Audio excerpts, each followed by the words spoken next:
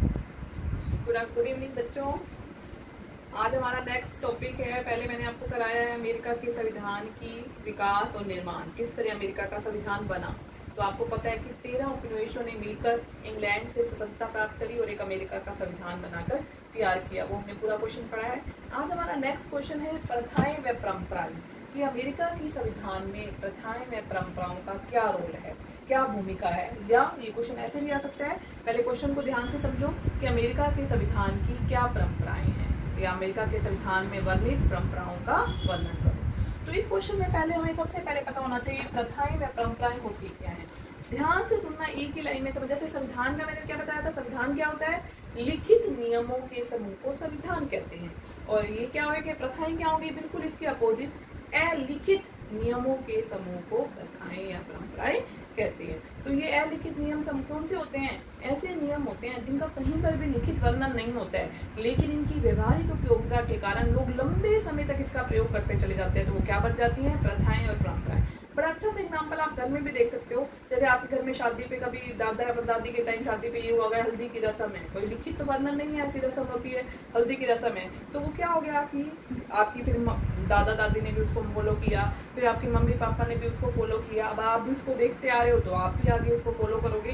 तो ये क्या बन गई, इसकी वैल्यू को देखते हुए प्रथाएं पीढ़ी दर पीढ़ी आगे चलती चली गई, और ये प्रथाएं क्या बन गई, नियम बन गए, कानून बन गए, जिसका पालन लोग व्यवहारिक रूप से करने लग गए। तो यही थी अमेरिका के संविधान निर्माताओं ने भी जब संविधान बनाया तो उस समय प्रथाएं और परंपराएं का ही उसमें जुड़ती चली गई। जबकि संविधान बिल्कुल छोटा था, 7 अनुच्छेदों का एक संविधान था, लेकिन प्रथाएं व परंपराएं जुड़ती चली गई और काफी बड़ा संविधान वो बन गया। तो पहले हमें पता होना चाहिए कि प्रथाएं व परंपराएं क्या होती हैं। ऐसे अलिखित, एक लाइन में आंसर, ऐसे अलिखित नियम जिनकी व्यवहारिक उपयोगिता होने के कारण लोग लंबे समय तक उसका प्रयोग करते हैं, तो वो क्या बन जाती हैं, प्रथाएं बन जाती हैं। ये संविधान के विपरीत अलिखित रूप में पाई जाती है। तो प्रथाओं की आप विशेषताएं भी, जो शुरू में बेस लिखोगे उसमें प्रथाओं की विशेषताएं भी डाल दोगे। मैं आपको जैसे पॉइंट 1 में डाल देती हूँ, अलिखित, मतलब सिंपल सी एक ही लाइन में लिखना है, कोई लंबा नहीं लिखना है। आप नोट करना चाहो तो नोट भी कर सकते हो। परंपराएं क्या होती हैं, अलिखित नियम होते हैं जिनका कहीं पर भी लिखित वर्णन नहीं किया जाता। दूसरी क्या होती है, अनिश्चित, इनका कहीं पर भी निश्चित रूप से वर्णन नहीं किया जाता है। लोग जब चाहे इनको मानना चाहते हैं, और जब इसकी व्यवहारिकता खत्म हो जाती है तो लोग अपने आप इसको छोड़ भी सकते हैं, अनिश्चित होती हैं। और तीसरी क्या होती है, संशोधित।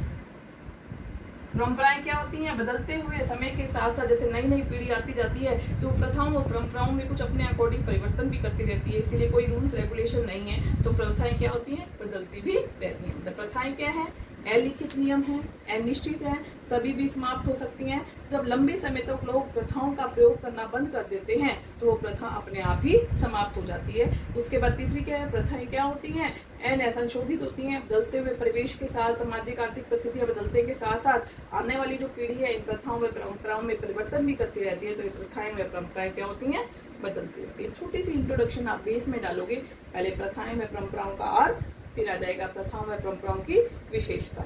अब और क्या क्वेश्चन आता है आपका, जो हम मेन क्वेश्चन पे आते हैं, अमेरिकी संविधान की प्रथाएं। मेन क्वेश्चन क्या है, हेडिंग क्या डालोगे, दिखाई, अमेरिका के संविधान में परंपराएं। ये आप इंट्रोडक्शन, पहले आपका क्या डालोगे, प्रथाओं में परंपराओं का अर्थ इंट्रोडक्शन में, फिर उसके बाद उसकी विशेषताएं,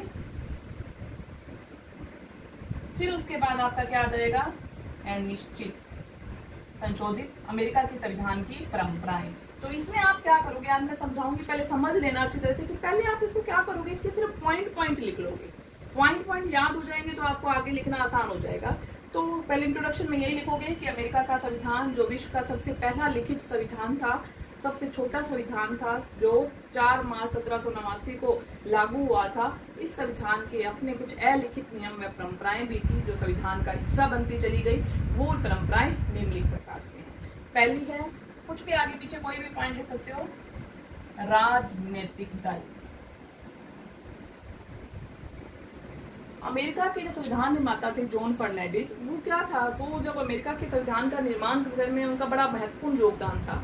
तो वो राजनीतिक दल के पक्ष में नहीं थे। वो कहीं भी राजनीतिक दल को पचड़ों में डाल पड़ना ही नहीं देना चाहते थे देश की राजनीति को, इसलिए उन्होंने कहीं पर भी संविधान में राजनीतिक दल का वर्णन नहीं किया है। लेकिन क्या हुआ, अमेरिका के संविधान में अपने आप से डेमोक्रेटिक पार्टी और रिपब्लिकन दो दल जो है वो लंबे समय तक अस्तित्व में रहे और वो उनका लोगों की उनके प्रति रुचि दिन प्रतिदिन बढ़ती चली गई। और भी कई दल बने, लेकिन मेन अभी तक भी ये दो दल हैं, डेमोक्रेटिक दल और रिपब्लिकन पार्टी, रिपब्लिकन दल। और ये दोनों दलों का कहीं पर भी संविधान में वर्णन नहीं है, ये प्रथाओं व परंपराओं पर आधारित है। समझ आया पहला पॉइंट, राजनीतिक दल। मतलब ये कहीं पर भी अमेरिका का संविधान उठा के देख लो, कहीं पर भी लिखित रूप से इन राजनीतिक दलों का वर्णन नहीं किया गया है। दूसरा है आपका इसमें सेनेटोरियल शिष्टाचार। सेनेटोरियल शिष्टाचार क्या है, अमेरिका के संविधान में दूसरी विशेषता क्या थी कि सेनेटोरियल शिष्टाचार। पहले तो मैं आपको बताती हूँ सेनेटोरियल क्या होते हैं। अमेरिका के संविधान में दो सदन हैं, प्रतिनिधि सदन और सीनेट। निचला सदन है प्रतिनिधि, जो हमारा यहाँ पर लोकसभा है, वहां पर कौन सा है, प्रतिनिधि सदन है, और ऊपरी सदन है सीनेट।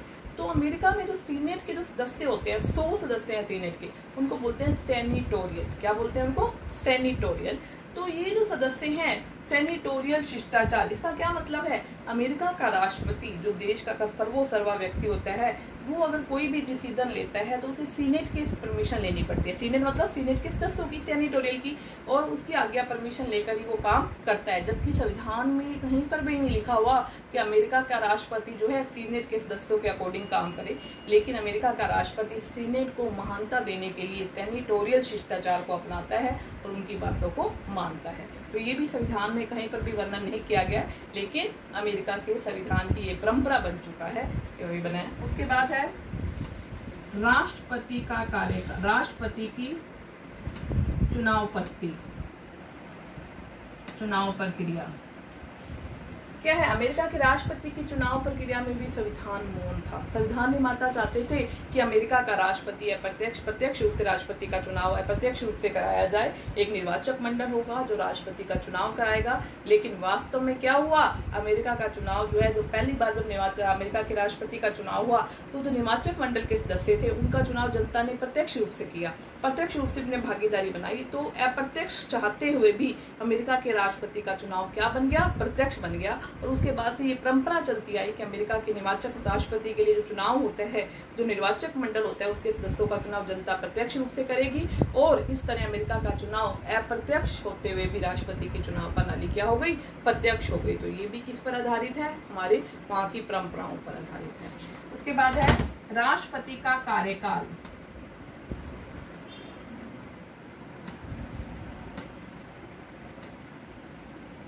राष्ट्रपति का कार्यकाल 4 वर्ष निश्चित किया गया है, लेकिन ये कहीं पर भी वर्णन नहीं था कि एक राष्ट्रपति कितनी बार चुनाव लड़ सकता है। तो पहली बार जब राष्ट्रपति अब्राहम लिंकन वहां के बने थे तो वो 2 बार राष्ट्रपति लगातार बने, दूसरी बार भी वही चुने गए। तो तीसरी बार उन्होंने राष्ट्रपति बनने से इनकार कर दिया था। उन्होंने कहा दिया कि मैं क्या करूंगा कि तीसरी बार किसी और को मौका दूंगा। तो ये भी अमेरिका के संविधान की एक परंपरा बन गई कि कोई भी व्यक्ति 2 बार लगातार चुनाव जीतने के बाद तीसरी बार राष्ट्रपति पद के लिए नहीं खड़ा होगा। अभी आपके सामने एग्जाम्पल भी है, ओबामा जी 2 बार बने थे, तीसरी बार उन्होंने चुनाव के लिए अपना नामांकन नहीं भरा था। तो ये था राष्ट्रपति का जो कार्यकाल है वो 8 वर्ष से ज्यादा या 10 वर्ष से ज्यादा नहीं होना चाहिए। कोई भी व्यक्ति तीसरी बार राष्ट्रपति पद के लिए नामांकन पद को नहीं भर सकता है। तो ये भी वहां पर है। उसके बाद है वहां पर सबसे बड़ी बात क्या है, दोहरी नागरिकता। अमेरिका के संविधान में संघात्मक शब्द को तो जोड़ा गया है कि हाँ संघात्मक शासन प्रणाली होगी, केंद्र सरकार व राज्य सरकार अपने अपने क्षेत्र में रहकर कार्य करेंगे, केंद्र सरकार राज्य सरकारों में और राज्य सरकार केंद्र सरकार में हस्तक्षेप नहीं करेगी। संघात्मक शब्द का तो वर्णन किया गया था, लेकिन वहां पर नागरिकता के बारे में संविधान में कहीं पर भी वर्णन नहीं किया गया था। तो अमेरिका के संविधान में ये बात कही गई, बाद में प्रथा बन गई कि व्यक्ति को 2 तरह की नागरिकता दी जाए। एक नागरिकता तो उसे देश की मिलनी चाहिए और दूसरी नागरिकता जिस क्षेत्र का, जिस राज्य का वह निवासी है उस राज्य की भी उसे अलग से नागरिकता प्रदान की जाए, तभी संघात्मक शासन व्यवस्था सही मायने में सक्सेसफुल हो सकती है। तो अमेरिका के राष्ट्रपति, ये भी एक प्रथा बन गई कि जो भी नागरिक अमेरिका में पैदा होगा उसे दो तरह, जैसे हम भारत का एग्जाम्पल लें कि हमारे यहाँ पर तो गहरी नागरिकता है, हमें क्या मिलती है कि हम भारत के नागरिक हैं, लेकिन जैसे मैं हरियाणा में पैदा हुई हूँ तो मुझे हरियाणा की अलग से नागरिकता नहीं मिली, लेकिन वहां पर ऐसा है कि जिस देश में पैदा होगा अमेरिका की तो नागरिकता मिले ही मिलेगी, साथ में उसे उस राज्य की भी नागरिकता प्रदान की जाएगी। तो ये भी वहां पर क्या है, वहां की प्रथाओं व परंपराओं पर आधारित है, ये बात भी वहां की। उसके बाद है आपका मंत्रिमंडल पद की व्यवस्था।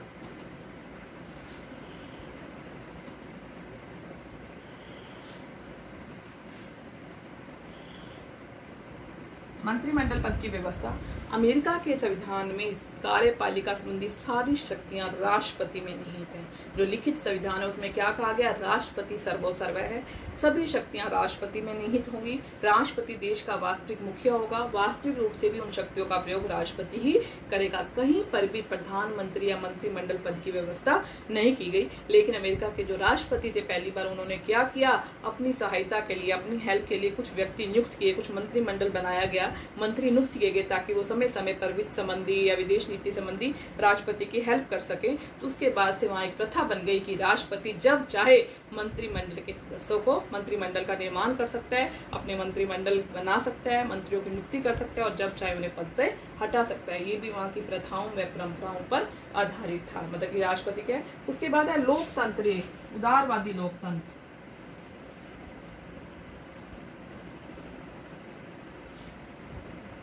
वहां पर लोकतंत्र शासन प्रणाली तो थी कि वहां पर अमेरिका में क्या होगा, लोकतंत्र शासन प्रणाली होगी। हम भारत के लोग जैसे कहते हैं, वहां पर कहते हैं हम अमेरिका के लोग अमेरिका के लिए एक संविधान का निर्माण कर रहे हैं, तो अमेरिका का संविधान जनता के प्रति उत्तरदायी होगा। लेकिन वहां पर लोकतंत्र तो था ही, लेकिन उदारवादी लोकतंत्र है। उदारवादी लोकतंत्र का मतलब क्या है, संविधान निर्माता चाहते थे कि जनता के प्रति अधिक से उदार, राज्य जो देश जो है वो ऐसा कोई काम ना करे जिसके आगे जनता को नुकसान होना पड़े। राज्य जो है व्यक्ति के मामलों में ज्यादा हस्तक्षेप ना करे, व्यक्ति के व्यक्तिगत मामले, आर्थिक क्षेत्र में राज्य हस्तक्षेप की नीति अपनाए। इसलिए वहां पर क्या है, उदारवादी लोकतंत्र। शुरू से ही राष्ट्रपति जब शासन प्रणाली शुरू हुई तब से ही जनता के प्रति ज्यादा उदार अपनाया जाने लगा और तब से ये भी क्या बन गया, संविधान का एक हिस्सा बन गया। उसके बाद है ऊपरी सदन शक्तिशाली, सीनेट शक्तिशाली। सीनेट का शक्तिशाली होना। अमेरिका के संविधान में दो सदन में व्यवस्था तो की गई थी कि कांग्रेस, अमेरिका की संसद को मैंने आपको कुछ दिन बताया था, कांग्रेस कहते हैं। क्या कहते हैं अमेरिका की संसद को? कांग्रेस। कांग्रेस के दो सदन हैं, तो ये व्यवस्था संविधान के अंदर लिखित रूप से की गई थी कि एक कांग्रेस होगी जिसके दो सदन होंगे, एक प्रतिनिधि सदन होगा और एक सीनेट होगा। लेकिन अमेरिका के संविधान में कहीं पर भी ये लिखित रूप से वर्णन नहीं था कि ऊपरी सदन को ज्यादा पावरफुल बनाया जाए। लेकिन राष्ट्रपति ने क्या किया, सेनेटोरियल शिष्टाचार को अपनाया और सीनेट के सदस्यों से अपनी हर बात की सलाह मशवरा लेने लगा और उसके अकॉर्डिंग देश की शासन प्रणाली को चलाने लगा। तो इससे क्या हुआ, दिन प्रतिदिन सीनेट ज्यादा शक्तिशाली बनती चली गई और ये प्रथा बन गई। अब जो भी प्रधान राष्ट्रपति वहां पर बनता है वो सीनेट के अकॉर्डिंग अपने कार्यों को करता है, सीनेट से सलाह मशवरा लेता है। जरूरी नहीं है कि राष्ट्रपति सलाह को माने, लेकिन ये प्रथाओं और परंपराओं के अकॉर्डिंग राष्ट्रपति हमेशा सीनेट की सलाह के अनुसार ही कार्य करता है। तो ये हमारा आज क्वेश्चन था। कुछ एक पॉइंट और भी हैं, बुक में भी रीड करोगे, मैं बुक में से भी, आपकी जिसके पास बुक नहीं है मैं उसके नोट्स भी भेज दूंगी। तो बड़ा इजी क्वेश्चन है कि अमेरिकी संविधान की प्रथाओं व परंपराओं का वर्णन करो। तो पहले आपको प्रथाओं व परंपराओं का अर्थ बताना है। वह लिखित नियम जिनका व्यवहारिकता के कारण लोग लंबे समय तक पालन करते आते हैं वो क्या बन जाती हैं, प्रथाएं व परंपराएं बन जाती हैं। ये अलिखित होती हैं, इनका कहीं भी लिखित रूप से वर्णन नहीं होता है, अनिश्चित होती हैं, व्यक्ति इसका कभी भी पालन करना छोड़ सकता है। तीसरा, अस्थायी होती हैं, जब इसकी उपयोगिता कम हो जाती है तो ये अपने आप समाप्त हो जाती हैं। और चौथी बात क्या है, परंपराएं क्या होती हैं, अनिश्चित होती हैं, मतलब कितनी कब को नई परंपराएं बने संशोधित होती रहती हैं। बदलते हुए सामाजिक परिवेश के साथ परंपराओं में भी चेंज आता रहता है। तो ये परंपराओं के बारे में हेडिंग दे दोगे, फिर आप हेडिंग डालोगे अमेरिका के संविधान की परंपराएं, जिसमें आप अमेरिका के संविधान के बारे में थोड़ी सी इंट्रोडक्शन डाल देना। अमेरिका का संविधान जैसे कि हम जानते हैं 4 मार्च 1789 को बना, देश का छोटा सा संविधान था, लिखित संविधान था, लेकिन इसमें लिखित नियमों के साथ साथ कुछ अलिखित नियम भी थे जो अमेरिका के संविधान का एक हिस्सा बन गए, जिसे प्रथाएं और परंपराएं कहा जाता है, वो निम्नलिखित प्रकार से। तो ये आप लिख